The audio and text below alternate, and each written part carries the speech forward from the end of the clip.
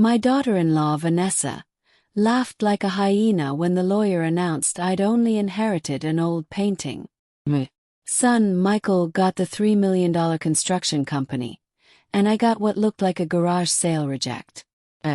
Laugh told me exactly what 46 years of marriage had been worth to my late husband, Robert. If you're watching this, subscribe and let me know where you're watching from. Let me back up and tell you how we got to this delicious moment. It was February 15th, exactly 1 month after Robert's funeral, and we were sitting in Charles Blackwood's law office like something out of a bad movie. You know the scene. Mahogany desk, leather chairs, and enough tension to power a small city. Dorothy Henderson, Mr. Blackwood, read from Robert's will, shall inherit the oil painting titled Sunset over Lake Michigan, currently hanging in the master bedroom. He paused, probably expecting some reaction from me. I just sat there, hands folded, while Vanessa practically vibrated with glee beside Michael. And to my beloved son, Michael Henderson, the lawyer continued, I leave Henderson Construction Company, including all assets, properties, and business interests valued at approximately $3.2 million. That's when Vanessa lost it. She actually clapped her hands together like a child on Christmas morning. Well, she said, turning to me with those cold blue eyes. Guess you were just a useless old wife after all. Her smile was sharper than broken glass. Michael shifted uncomfortably but said nothing. My own son, sitting there like a bump on a log, while his wife insulted the woman who'd raised him. The woman who'd worked 2 jobs to put him through college after Robert's first business failed. I looked at that smug little face and smiled. How interesting, I said calmly. Oh, if only I'd known then what I was about to discover. That ugly little painting was going to give me everything I needed to wipe that grin right off her perfectly made-up face. Mr. Blackwood cleared his throat. There are a few more provisions, but those are the major quests. He handed me a key. This is for the safe deposit box containing the painting and some personal items your husband wanted you to have. As we left the office, Vanessa was already on her phone, probably calling her mother to share the good news. Michael walked beside me in silence until we reached our cars. Mom, he started, but I held my hand. Don't, Michael, just don't. I got in my car and drove away, leaving him standing there looking guilty, but not guilty enough to actually do anything about it. Little did any of us know that Robert had left me the most valuable thing of all.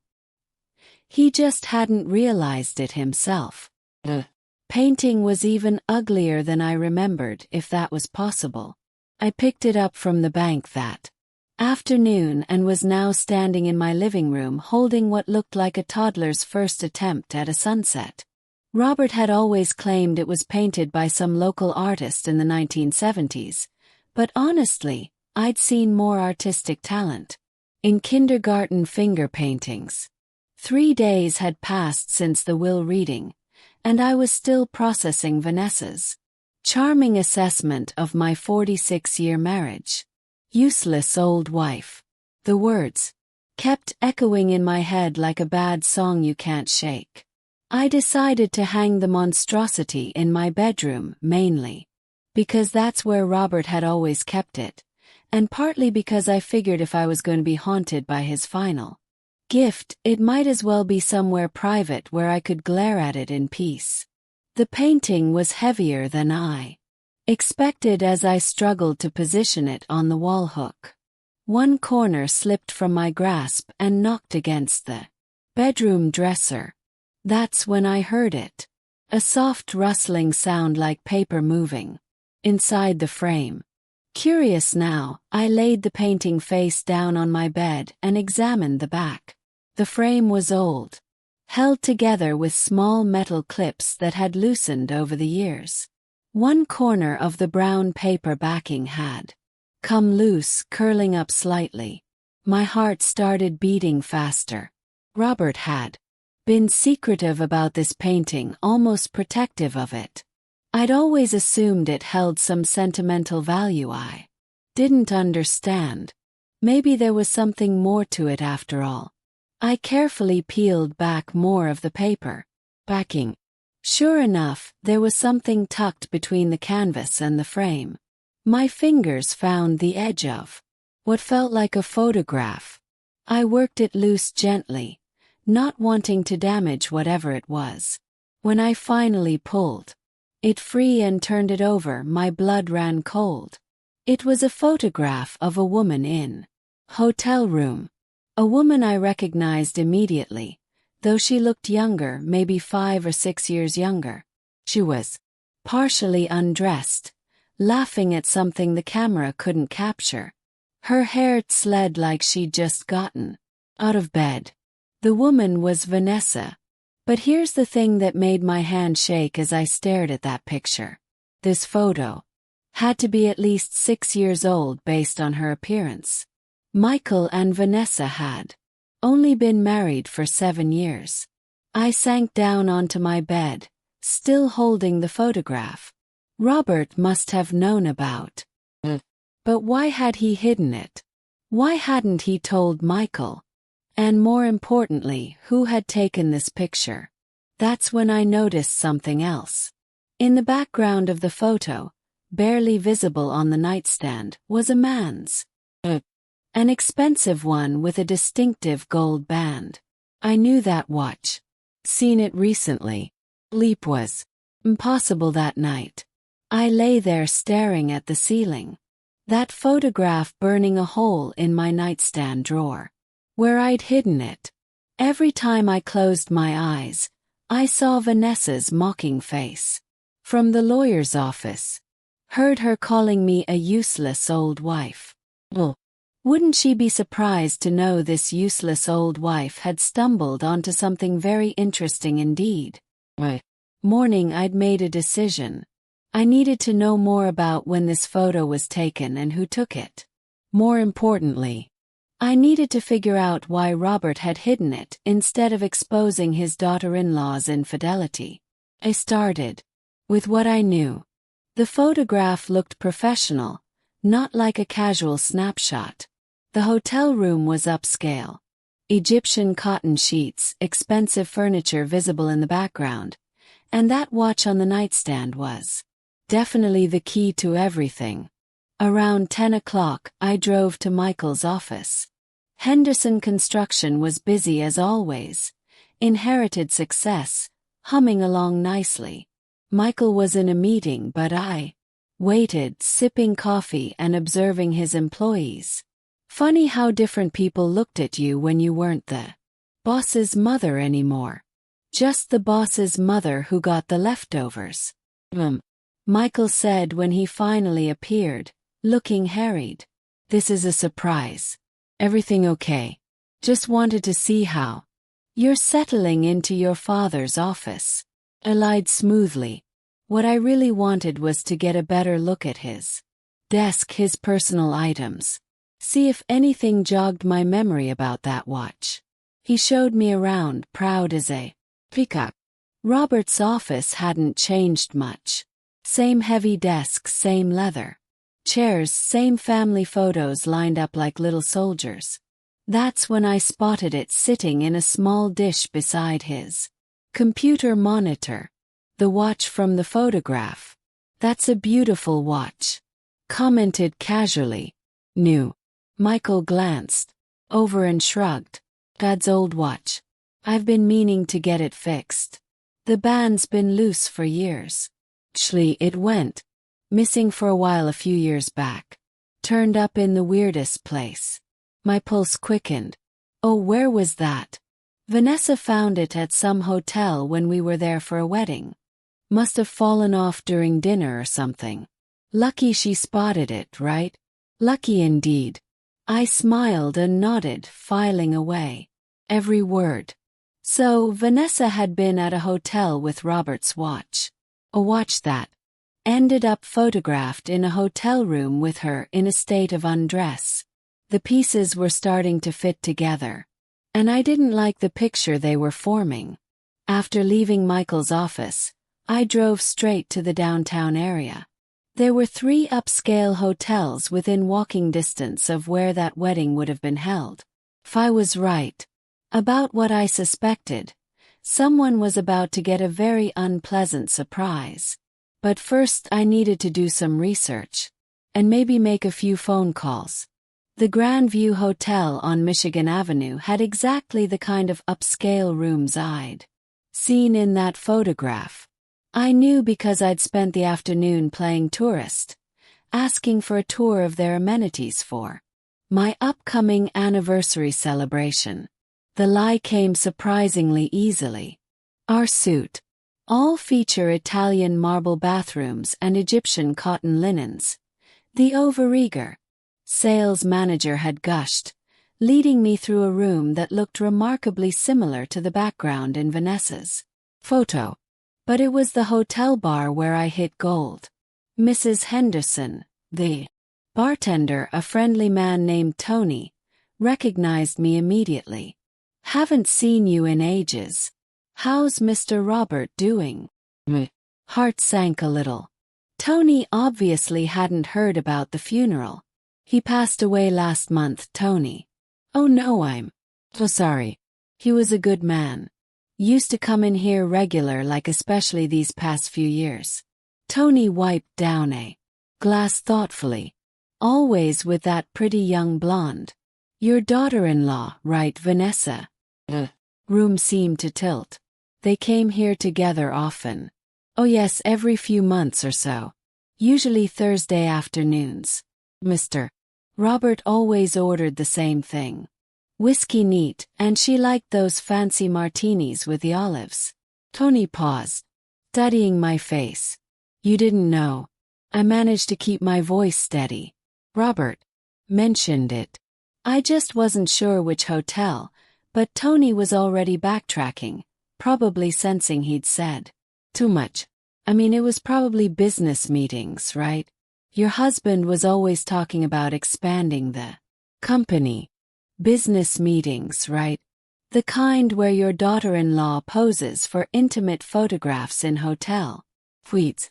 I ordered a glass of wine I didn't want and sat at the bar processing this information.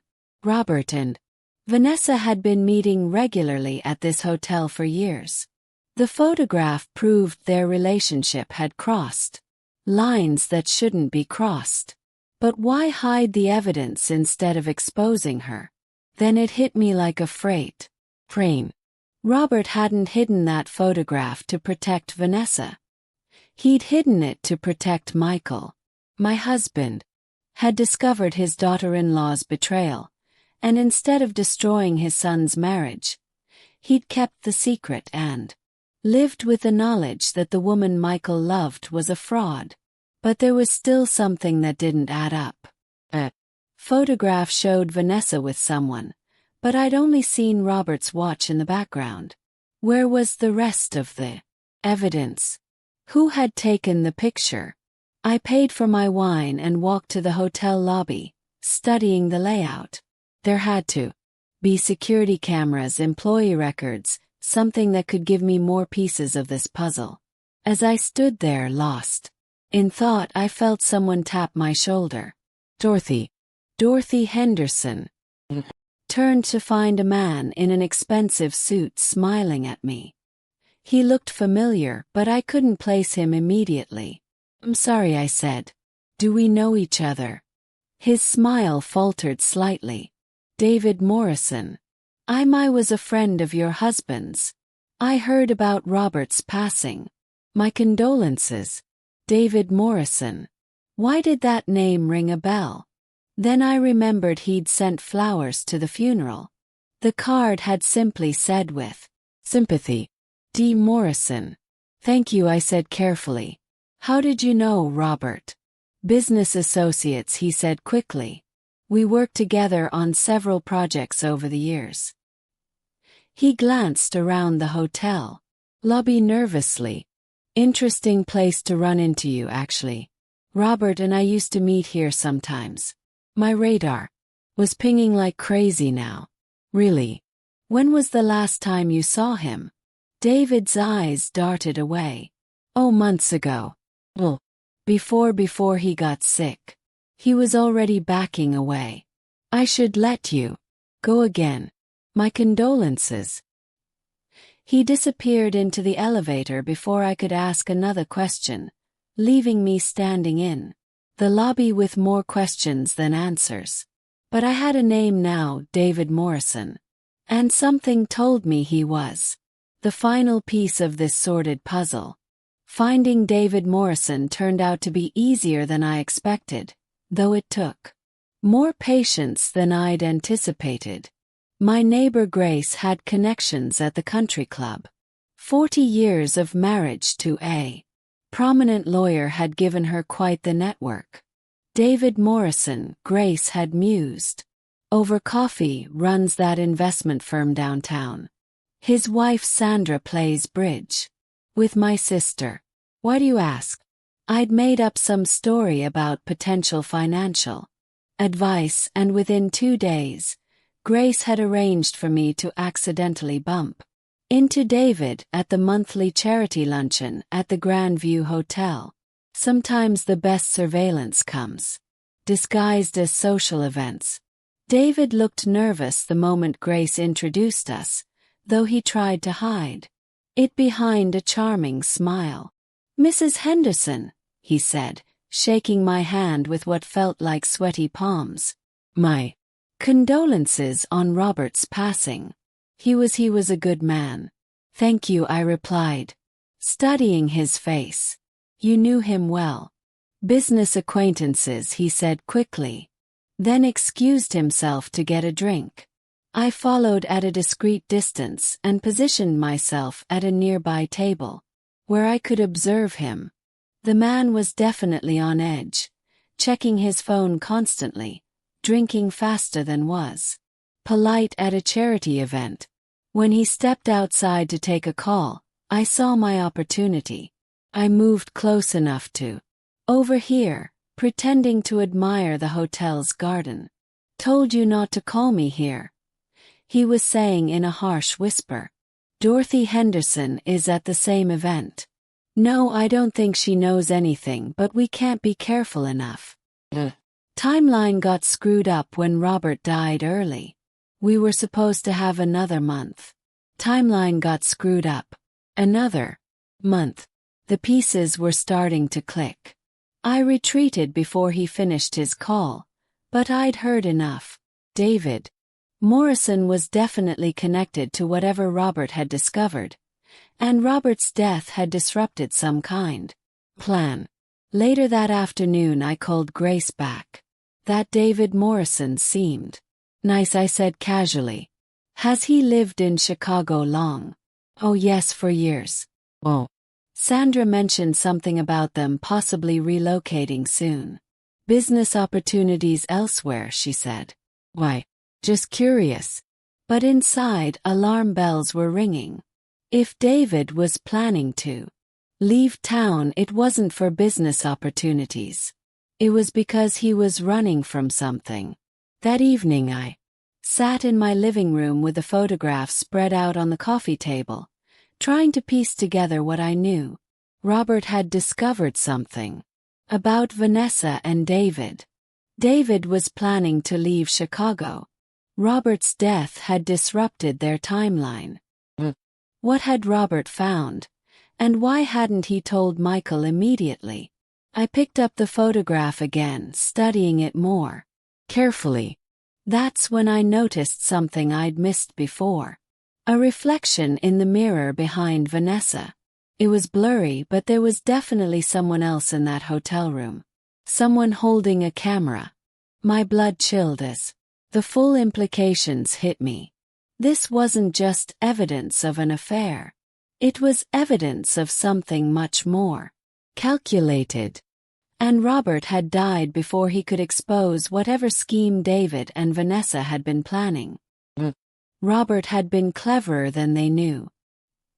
He'd hidden this evidence where only I would find it, trusting that I'd eventually put the pieces together. Well, Robert, I thought, carefully placing the photograph back in its hiding place. This useless old wife is about to finish what you started. I spent the weekend planning my approach. Like a general preparing for war.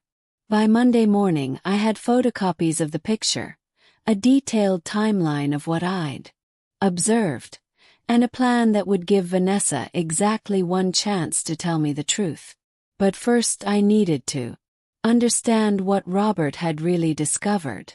Monday afternoon, I drove to Henderson Construction. Michael was in a meeting, but I wasn't there to see him. I was there to see Martha Wilson, Robert's longtime secretary, who'd stayed on to help with the transition. Mrs. Henderson. Martha's face lit up when she saw me. How lovely to see you. How are you holding up? As well as can be expected, I said, settling into the chair across from her desk. Martha, was wondering if you could help me with something. In the months before Robert died, did he seem troubled about anything? Martha's expression grew thoughtful. Well, now that you mention it, he did seem worried about something. He was working late more often, making calls he didn't want overheard. And about 2 months before he passed, he had me set up a meeting with that lawyer, Mr. Blackwood, 2 months ago. Timeline was crucial. And he was very specific about keeping it confidential, even from Michael. Martha lowered her voice. Between you and me, Mrs. Henderson, I think he was suspicious about some of the contracts. We'd been losing big projects that should have been easy wins for us. My heart started racing. Did he say anything specific? He mentioned that someone might be feeding information to competitors. He'd started keeping certain bid documents in his personal safe instead of the shared files. Martha glanced around to make sure we weren't overheard, and he'd been asking questions about Vanessa's access to Michael's computer. There was confirmation that Robert had suspected the corporate espionage. Martha, did Robert ever mention David Morrison? Her face darkened immediately. That snake. Yes, Mr. Robert was very interested in Morrison investments lately. He'd had me pull all the contracts we'd lost in the past year, and wouldn't you know it, Morrison's clients had won most of them. I thanked Martha and left, my suspicions fully confirmed. Robert had been building a case against David Morrison, and by extension against Vanessa, but he died before he could act on it. Evening, I made the call I'd been dreading and anticipating in equal measure. Vanessa, it's Dorothy. I was wondering if you could come by tomorrow afternoon. There's something I'd like to discuss with you. Vanessa's voice was carefully neutral. Course. Is everything all right? We'll talk tomorrow, I said, and hung up. Trap was set. Now I just had to wait for her to walk into it. Tuesday afternoon arrived gray and drizzly, matching my mood perfectly. Vanessa showed up precisely on time, looking elegant in a cream-colored suit that probably cost more than some people's monthly salary. Dorothy, she said, kissing my. You sounded mysterious on the phone. Hope nothing's wrong. Please. Sit down, I gestured to the living room. Can I get you some tea? That would be lovely. I made tea I didn't want for a woman I was about to destroy, taking my time to let anticipation build. When I returned with the tray, Vanessa was sitting primly on the edge of the sofa, her hands folded in her lap. So she said with that practiced smile, "What did you want to discuss?" I sat down the tea tray and picked up the manila envelope I'd prepared. Actually, Vanessa, I think you know exactly what this is about. Pulled out the photograph and placed it on the coffee table between us. The change in her expression was Instantaneous and complete. The polite mask vanished, replaced by something between fear and fury. "Where did you get that?" she whispered, her voice barely audible. "From my inheritance," I said calmly. That ugly painting turned out to be worth more than any of us realized. Vanessa stared at the photograph for a long moment, then looked up at me with calculating eyes. "What do you want?" I spent the weekend planning my approach like a general, preparing for war. By Monday morning I had copies of everything. The photograph, David Morrison's business records showing suspicious financial transactions, even Tony, the bartender's statement about the regular Thursday meetings. I'd been busy.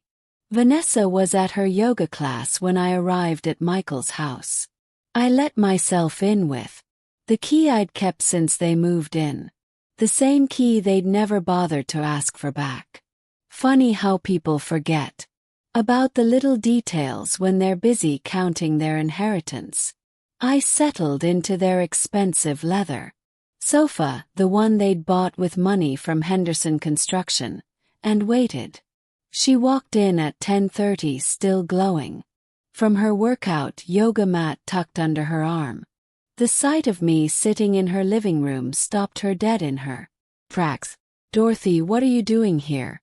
How did you get in?" "I still have a key," I said pleasantly. "We need to talk." "Vanessa." Something in my tone must have warned her because she set down her yoga mat carefully and crossed her arms. "This is about what I said at the lawyer's office.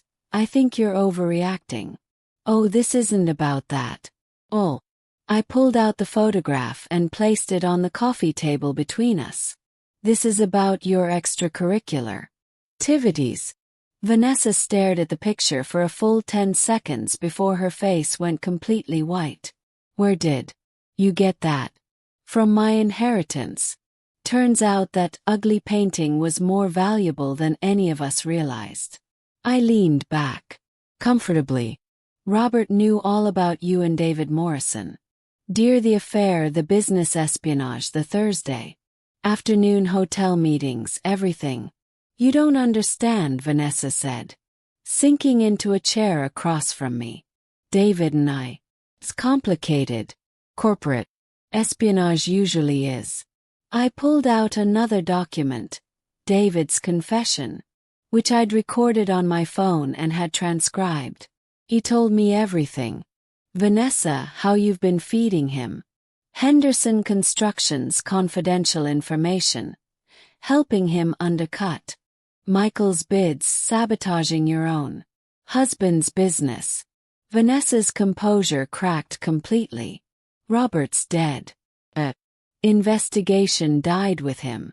"Oh, sweetie," I said, and for the first time let my real feelings show in my voice. "You really think I'm just some useless old wife, don't you?" I pulled out my phone and showed her the screen. Number I dialed but hadn't connected yet. One button push and I'm calling Michael. Another call goes to the police. A third goes to the Chicago Tribune business section. They love a good corporate espionage story. Set the phone down carefully, or we can discuss this like civilized people. Vanessa stared at me like she was seeing me for the first time. Gone was the dismissive contempt, replaced by something that looked almost like respect and definitely fear. "What do you want?" she whispered. Smiled. Wasn't a nice smile. "Well, since you asked so nicely, let me tell you exactly what's going to happen next. The really delicious part was just beginning." "Here's what's going to happen," I said, settling back into that overpriced sofa. "You're going to tell Michael everything. The affair, the stolen business, information, all of it. And then you're going to figure out how to compensate Henderson Construction for every contract you helped steal." Vanessa's mouth fell open. "Can't do that. He'll divorce me. Probably." I shrugged like we were discussing the weather. "Should have thought of that before you decided to betray him? She stood up suddenly, pacing to the window. Don't understand what it was like being married to Michael. He's so predictable. David made me feel alive again. Romantic. I'm sure that'll comfort you when you're explaining corporate espionage to the authorities. Check my watch.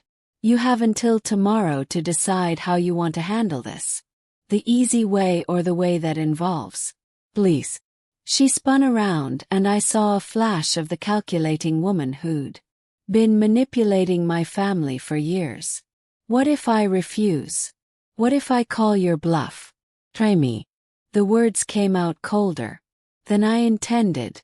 I buried a husband last month, discovered my son inherited millions while I got table scraps, and learned my daughter-in-law has been stealing from us for years. Do you really think I have anything left to lose? Something in my voice must have convinced her because she sank back into her chair, looking smaller somehow. There's something else, she said quietly. Something you should know about Robert's death. My blood chilled. What do you mean? David and we were supposed to meet Robert that day. He'd called us, said he wanted to discuss the situation one final time before she swallowed hard before he told Michael everything. The room seemed to tilt. Oh. We met him at the hotel bar. Robert was furious. Said our month was up and he was done protecting Michael from the truth. That's when David tried to bargain with him, offer him money to stay quiet longer. And Robert got so angry. He started yelling about integrity and family loyalty. Then he grabbed his chest and just collapsed. Vanessa's voice was barely a whisper. We called 911 immediately, but it was too late. I stared at her, trying to process this information. You were with him when he died. In the hotel lobby there were witnesses, other guests, hotel staff. The paramedics said he probably died instantly.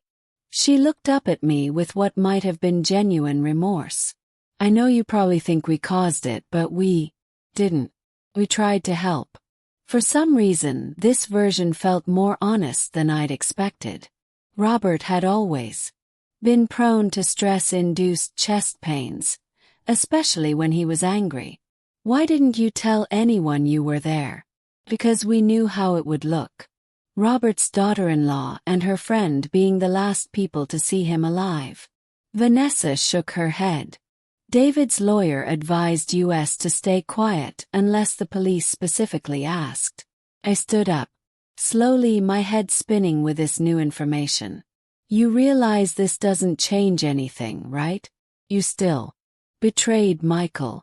You still stole from his business. I know, she said quietly. And I'm sorry. I know you probably don't believe that, but I am. Maybe she was. But sorry doesn't undo years of betrayal. 24 hours. Vanessa, decide how you want to handle this. For the first time since I'd arrived, she looked truly defeated.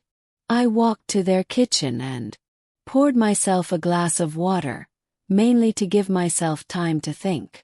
My hands were shaking, whether from anger or grief, I wasn't sure. Vanessa had followed me, hovering in the doorway. Like she wasn't sure whether to run or try to explain further. Dorothy, please. You have to understand we were scared, confused. Scared of being exposed as thieves and adulterers, I said, setting the glass down carefully. Tell me, Vanessa, how many family dinners have you sat through, knowing you were stealing from us? She started crying then. Big tears that might have worked on someone else. I never meant for it to go so far. Started small, just little bits of information David could use to be more competitive. And it grew into $250,000 in lost business. Pulled out my phone. I'm calling Michael. Wait, she said desperately. Please, can't we work something out between us? Woman Toman. I almost laughed. Woman Toman. You mean the way You worked things out when you were helping David steal our contracts. My phone was already ringing. Michael's voice answered, tense with worry. Mom, what's wrong? You sound upset. I need you to come home, Michael. There are some things you need to know about your wife. What kind of things? I looked directly at Vanessa as I spoke, the kind that explained why Henderson Construction has been losing so many bids lately. After I hung up, Vanessa collapsed into a kitchen chair. He's gonna hate me. Probably, I agreed. But he deserves to know the truth. And the thing about Robert's death, you won't tell him about that, will you? Would destroy him to know his father died angry and disappointed. I considered this. She wasn't wrong. Michael was already struggling with grief and guilt over losing his father. Learning that Robert had died in the middle of confronting betrayal would be devastating. That depends, I said finally, on how honest you are with him. About everything else. 20 minutes later, Michael walked through the front door looking haggard. He'd obviously left work in a hurry. His tie was askew, and his hair looked like he'd been running his hands through it. Mom, he said, embracing me briefly before turning to Vanessa. What's this about? I pulled out the photograph and set it on the kitchen counter. Your wife has been having an affair with David Morrison. She's also been feeding him confidential information about Henderson Construction's bids and finances. The color drained from Michael's face as he stared at the picture. When he looked up at Vanessa, his expression was unreadable. Is this true? Vanessa's face was strewn with tears, but she nodded. Started about 2 years ago. I never meant. Michael, I'm so sorry. 2 years. His voice was completely flat. You've been betraying me for 2 years. It wasn't supposed to be betrayal. David said he just wanted to be more competitive. A little inside information was normal in business. Normal. Michael's composure finally cracked. Vanessa, you've been stealing from our family business to help your lover. I watched my son process the betrayal, seeing him transform from the trusting man I'd raised into someone harder, more suspicious. It broke my heart, but it was necessary. How much? He asked quietly. We're still calculating the exact amount, I said. But it's substantial. Multiple 6-figure contracts that we should have won. Michael sat down heavily at the kitchen table, staring at the photograph. Dad suspected something, didn't he? In the last few months he was asking me strange questions about our bid processes, about who had access to our files. Yes, I said gently. He'd been investigating for about 2 months before he died. Did he know? Michael looked up at Vanessa. Did he know about you and David? Vanessa nodded miserably. He confronted us about a month before he died. He said he was going to tell you everything, but he didn't. Michael said, his voice hollow. He protected you right. Until the end. The kitchen fell silent except for the sound of Vanessa's quiet sobbing. Finally, Michael stood. I want you out of this house by tonight. Michael, please out, he repeated, his voice stronger now. We'll discuss the financial arrangements through lawyers. After Vanessa left to pack, Michael and I sat in his living room. His living room now, truly his for the first time. The silence was heavy but not uncomfortable. I should have seen it, he said finally. The signs were all there. You trusted her, said. That's not a flaw, Michael. It's what makes you a good man. He was quiet for a long moment. What happens now? Now we rebuild, I said simply. Henderson Construction will survive. Your father built it to last. What I didn't tell him was that Robert had built in some insurance policies that even I hadn't discovered yet. Michael took the news about the affair better than I expected. It was the business espionage that really got to him. The betrayal of everything Robert had built, everything Michael was trying to preserve. $247,000, he repeated, staring at the evidence laid out on his coffee table. You cost us almost $4 million. Vanessa sat, curled in the corner of the couch, mascara streaked down her cheeks. Michael, I'm sorry. I never meant never. Meant what? To get caught. Michael's voice was deadly quiet. 'Cause you sure meant to help David steal our clients, didn't you? I watched my son transform before my eyes. The gentle, trusting man I'd raised was gone, replaced by someone harder, more calculating. Someone who'd learned that the people closest to you could hurt you the most. The police are on their way, I told him. Vanessa has some information about your father's death that they need to hear. Michael's head snapped up. What information? Vanessa looked at me pleadingly, but I just raised an eyebrow. This was her mess to clean up. Your father, he didn't die alone, she whispered. David and I were with him when he had the heart attack. The silence in the room was deafening. Michael stood up slowly, his face going through a series of expressions. Confusion, understanding, horror, and finally rage. You were there. His voice was barely controlled. You were there and you didn't call 911. We did call eventually. We panicked. How long? Michael's hands were clenched into fists at his sides. Vanessa couldn't meet his eyes. 20 minutes, maybe longer. Michael turned away from her, walking to the window. When he spoke again, his voice was flat, emotionless. Get out, Michael. Please get out. The explosion of rage made both Vanessa and me jump. Get out of my house. Get out of my life. And if I ever see you again, I'll finish what my father should have done 6 months ago. Vanessa stood up shakily. Where am I supposed to go? I don't care, Michael said without turning around. Call David. Call your parents. Call a lawyer. But get out of my sight before the police get here. She looked at me one last time, maybe hoping for some mercy, some sign that this could still be fixed. I just smiled and waved. 20 minutes later, we watched through the window as Vanessa loaded 2 suitcases into her car and drove away. The police arrived 10 minutes after that. Detective Sarah Rodriguez was thorough and professional.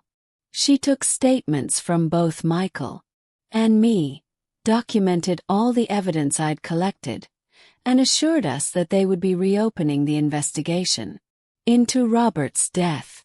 Based on what you've told me, we'll be looking at charges of negligent homicide at minimum, she said.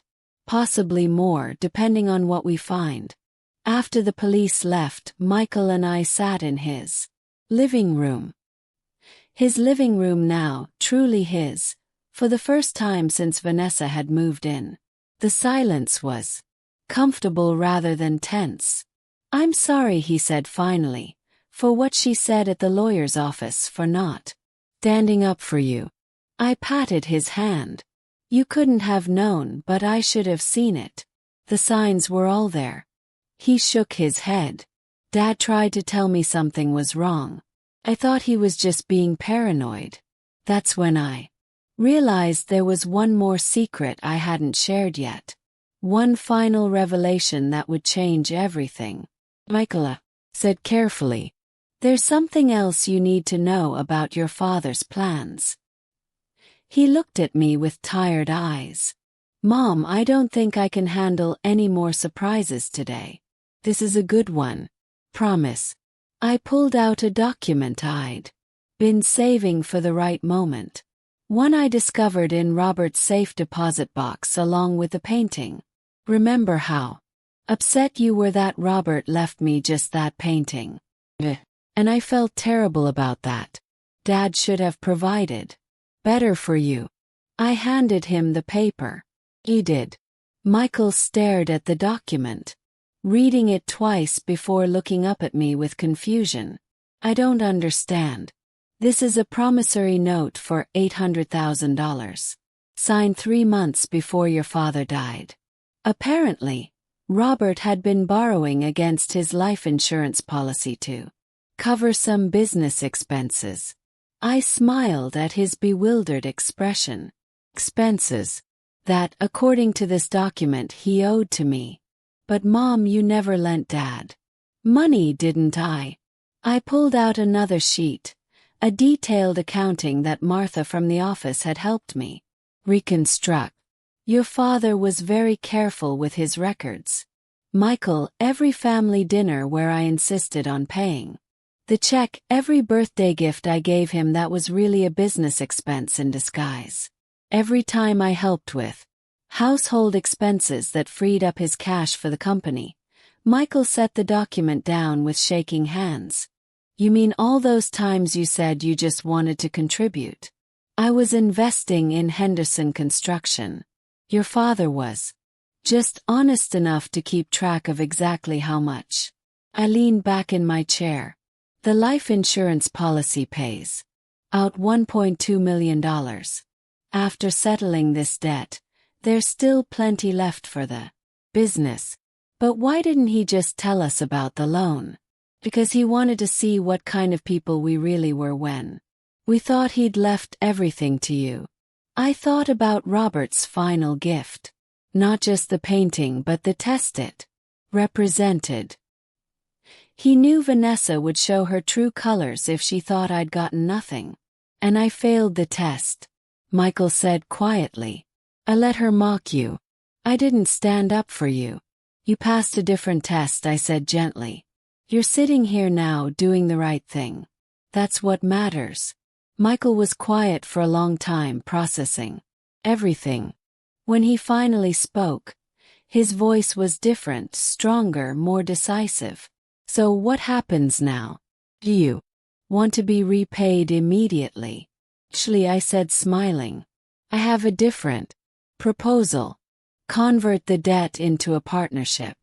You need someone you can trust helping run the business, and I need something meaningful to do with my time. Partners. Michael's face lit up for the first time since this whole mess began. Partners, I confirmed. Your father built something worth preserving.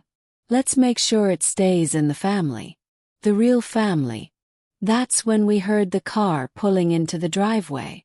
Through the window, I could see David Morrison getting out of a silver BMW. His face grim with determination. Well, I said, straightening my shoulders. Looks like we're about to have another visitor. This was about to get very interesting. The doorbell rang in, and Michael went to answer it. Could hear their voices. Michael's cold and controlled. David's desperate and pleading. Please, just 5 minutes. I need to explain what really happened. You've explained enough, Michael replied. But I called out from the living room. Let him. Michael. We might as well hear what he has to say. David walked into the living room looking like he'd aged 10 years since our last encounter. His expensive suit was wrinkled.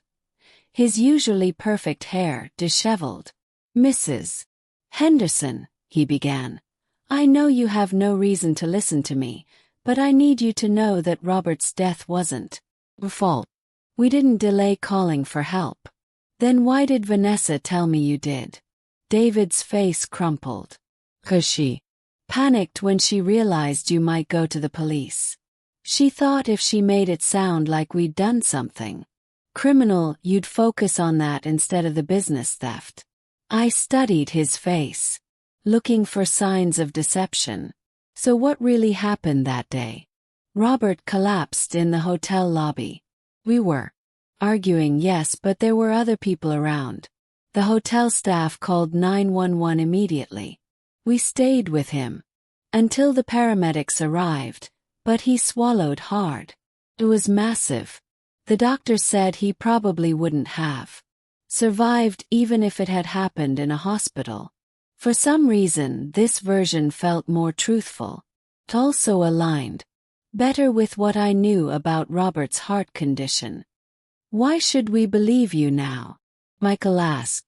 "Because I'm finished lying," David said simply. "My business is ruined. My reputation is. And my wife is filing for divorce. I have nothing left to lose by telling the truth." We spent the next hour talking through everything. David's cooperation with authorities, the financial restitution he'd promised, and his genuine remorse over his actions.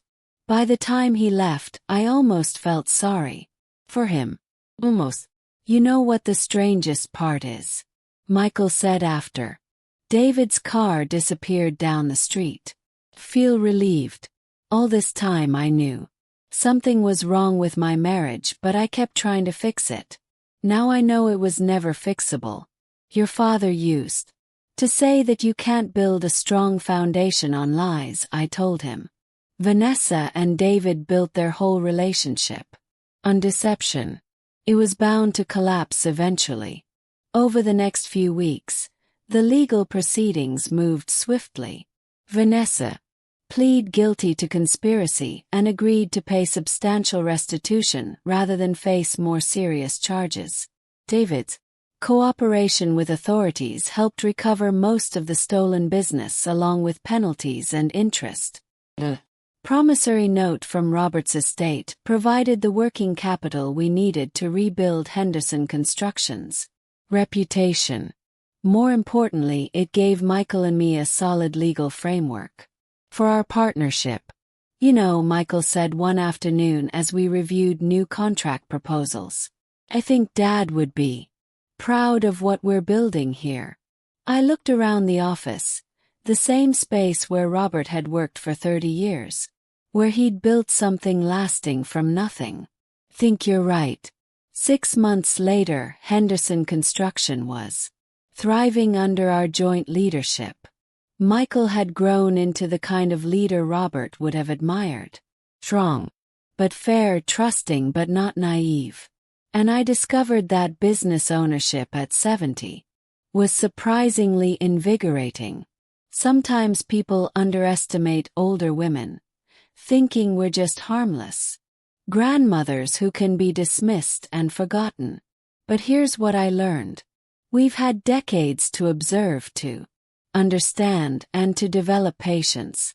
When we finally decide to act, we do it with the accumulated wisdom of a lifetime. Robert's painting hangs in my office now, right behind my desk where I can see it every day.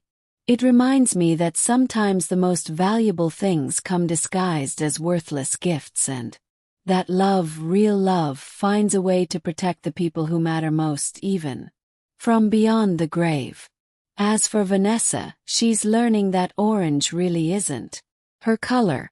She's also learning that actions have consequences, something she managed to avoid for far too long. That's a lesson for another day.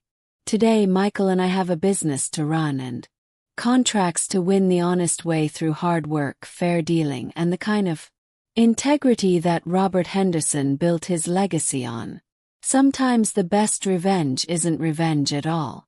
Sometimes it's just living well and building something better than what came before. The phone rang, interrupting my another potential client. Another opportunity to prove that Henderson Construction was stronger than ever. I smiled as I reached for the phone. After all, this useless old wife had work to do. Thanks for listening. Don't forget to subscribe and feel free to share your story in the comments. Your voice matters.